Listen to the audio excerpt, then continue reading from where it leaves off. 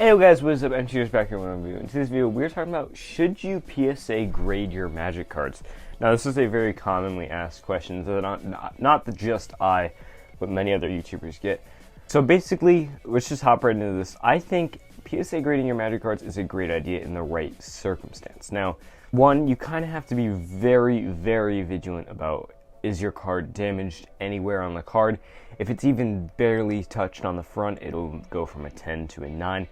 Now, I'm talking about PSA. So PSA, if you don't know, they grade Magic cards and they authenticate them. So like, well, not just Magic cards, but they authenticate sports and trading card game cards.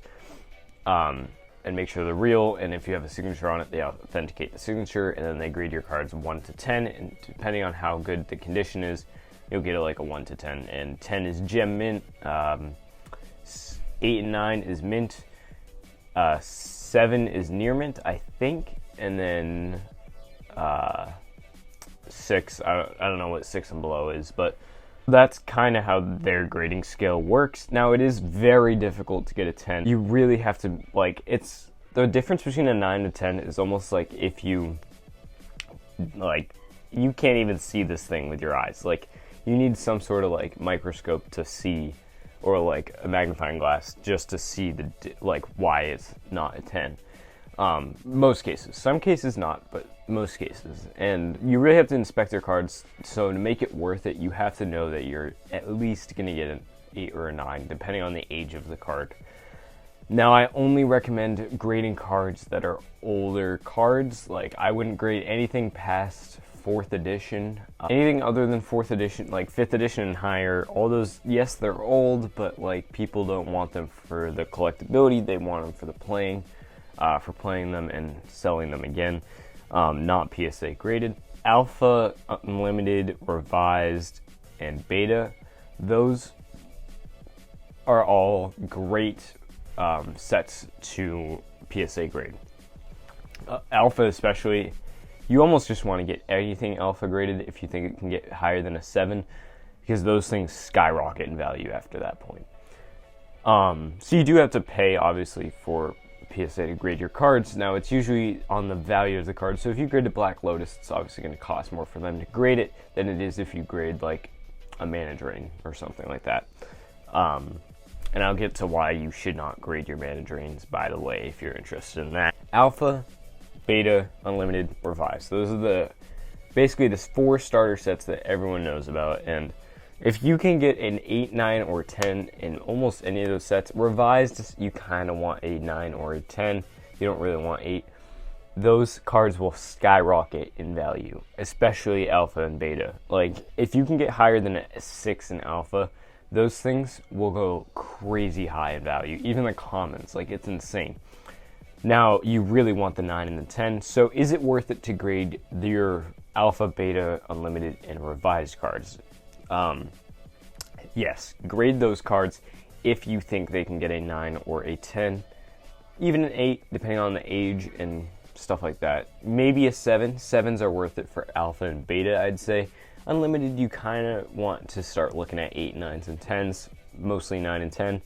And then Revised, you definitely don't want anything lower than a 9. So if you don't think you can get a 9 or higher, do not grade that card.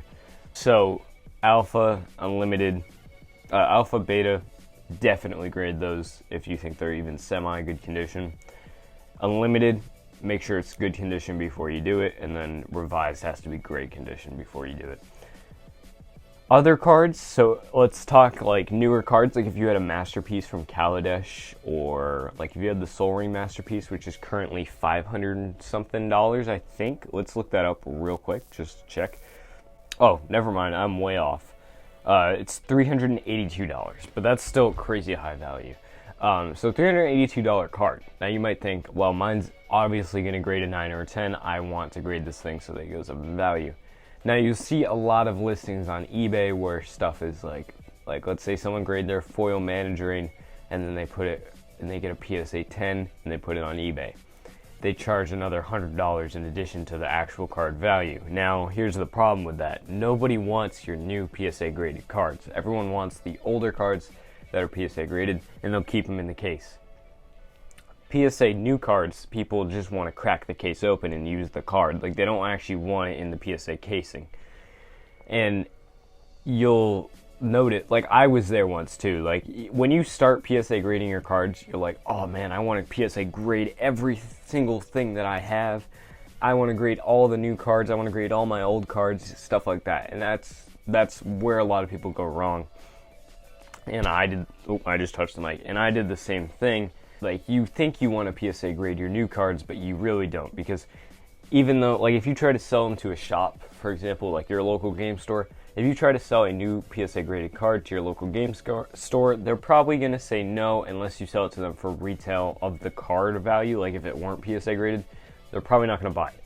Now, if they do buy it, they're probably going to open the case and just shove it into their glass cases and try and sell it for retail face value without the PSA grading. And they'll probably just chuck the PSA grading case in the trash because they probably don't want that. So, moral of the story, and let's wrap up this video with, do not grade anything higher than revised. I mean, unless there's some exceptions there. If you really want a card to be graded and you think it would look good in your collection, maybe grade it. But if it's like too new, don't plan on selling it. If you're gonna PSA grade something, make sure it's something that either is new and means a lot to you and you're going to keep it in your collection, or it's old and you're going to keep it or sell it, whatever.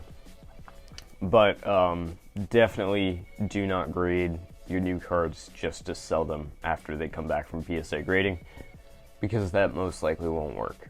That's pretty much what I want to wrap up this video with. Moral of the story, old cards I would grade if they're in good condition. Newer cards, anything past revised, 4th edition, very risky. I would not recommend grading them unless they mean something to you. So, overall question, is it worth it to grade your PSA grading cards? Is it worth it to PSA grade your cards? Yes, if they're old. No, if they're not. That's pretty much the baseline there. You don't want to vary too much from that line. So that's going to be it for this video. If you guys enjoyed, please drop a like and subscribe if you're new to the channel. It helps out the channel a lot. If you want to help support the channel even more, you can check out the links below. We have merch, we have Patreon. Patreon is the best way to do it if you just want to help directly support the channel, and merch is the best way to do it if you want to get something back for yourself. You can also check out MTG Gaming. They sell amazing dice playmats, dice bags, anything you'd want, sleeves, or even computer gamers if you're into that. They sell stuff for you too. So thank you guys for watching. I'll see you guys in the next one. Peace out, guys.